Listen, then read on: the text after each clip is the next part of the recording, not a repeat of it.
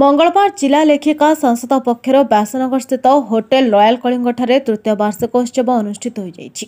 आज संसदर सभापति हिरणमयी महांती और संपादिका ब्रजेश्वरी सिंह सभापतित्व आयोजित वार्षिक उत्सव शिक्षाविद डॉक्टर रमाकांत नायक, दुष्मन कुमार नायक और पूर्वतन ब्लॉक शिक्षा अधिकारी शरद चंद्र राउत अतिथि भाव जोगदे आम अस्मिता संपर्क में आलोचना करथिले। ए कार्यक्रम जिलार अनेक साहित्यिक, कवि, लेखक और शिक्षाविद जोगदे आम अस्मिता किभଳି बुड़ी बुड़ी जाउछि आलोचना करथिले। परिशेष में विभिन्न क्षेत्र में पारदर्शिता अर्जन करथिबा व्यक्तिविशेष को संसद पक्षर संबर्धित करा जायथिला। ए उत्सव में कविता पढ़िथिले लवंगलता परिडा, कांचन साहू, धरित्री दास, सीमा मिश्र, गायत्री दास, अनुपमा साहू, सुदामचरण नायक, कैलाश पात्र, महेश्वर नायक, निर्मल चंद्र राउत, जोगेन्द्रनाथ साहू, विजयलक्ष्मी महापात्र, इंजीनियरिंग राजाबारुणी, बसुकल्प पाइकराय, लक्ष्मीप्रिया राउतराय, शांतिलता रणा, लवंगलता परिडा, कांचन साहू, सविता मिश्र इत्यादि 40 ରୁ ऊर्ध्व कविता पाठ करथिले।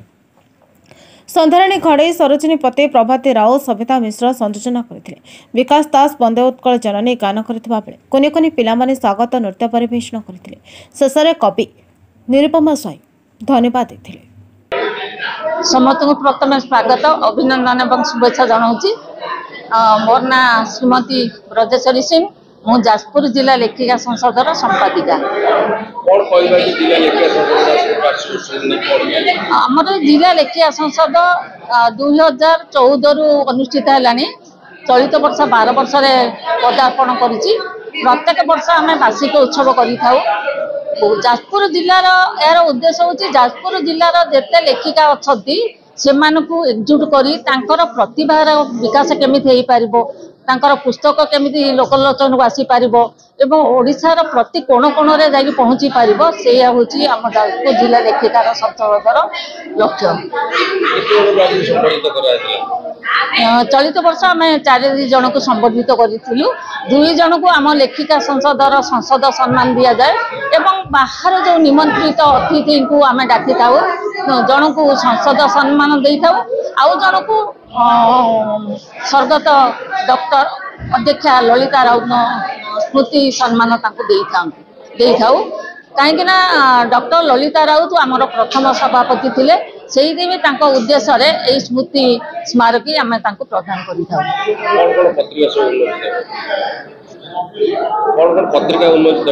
आमर पूर्वराग पत्रिका सब वर्ष प्रकाशित होची। ए वर्ष पूर्वराग पत्रिका प्रकाशित होती। समस्त नारी लेखिका मानकर आम केवल जाजपुर नुहे, जाजपुर बाहर जो मैंने लेखिका अच्छा विशिष्ट लेखे अच्छा लेखा प्रकाशित होता है।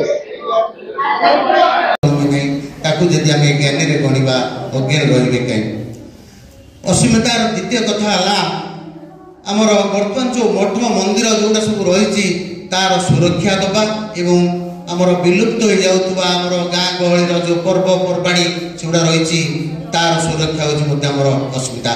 तृतीय आमर शासक जे अच्छी ओडिशा शासन मुख्य से माने ओडिया मनस्क होगा दरकार ये अस्मिता। आ तृतीय कथा आमर जो राजस्व बजट तार उपयुक्त विनियोग करवा ही अस्मिता। आ विभिन्न स्तर में ओडिया भाषा को स्वतंत्र मान्यता सम्मान दिया ये हूँ ओडिया अस्मिता। ये जो पिला माने के सब आमर बीए रखी जो ओडिया ऑनर्स रखी से पीजी करेंगे छात्र प्रति प्रदान करने कथा। आउ ओडिया भाषा प्रति आम समस्ते यत्नशील हवा दरकार। आउ जोड़ा आमर खनिज संपद भरा ये जो ओडिशार माटी, ओडिशा माटी तार जो विकास समस्ते यत्नशील हवा दरकार एवं समस्त ओडिया मानकर उपस्थित रहा दरकार। यह हूँ ओडिया अस्मिता। आ सहित विभिन्न स्तर जातीय स्तर हो अंतर्जातीय स्तर हो सब ओडियार को प्रचार प्रसार करवा सी हूँ ओडिया अस्मिता। रही आमर जो रही सब शास्त्रीय कार्यक्रम सब रही भाषा, नृत्य, गीत एगुड़ा को प्रोत्साहित करवा ओडिया अस्मिता। तेणु ये ओडिया अस्मितार बहुत कथा अच्छा।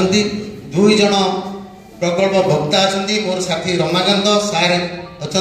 मु विज्ञान विभाग लोक, मोर साहित्य पर सेमती ज्ञान ना केवल धन्यवाद दूसरी कृतज्ञता जनाऊँ। मुझे मोर मंड नई जाए ये जो साहित्य संस्था साहित्य संस्कृति नृत्य गीत यार संगीत रे यार शंख मर्मर ध्वनि मो भाषार मधुर ध्वनि झंकृत हेउछि आम ओडिशा माटी बाहर भी अनेक दूर रे बास करथुवा प्रवासी ओडिया का सहित आम राज्य रे बास करथुवा ओडिया मानकर हृदय तंत्री रे ए भाषा जहार बाणी केते केते जुग जुगरु महापुरुष मानकु प्रलब्ध करिछि ए माटीर महक को सेमानकर सेई पवित्र मंत्रध्वनि आज ओडिशा को आगे नहीं चली उन्नतिर पथरे ओडिशा आम भाषा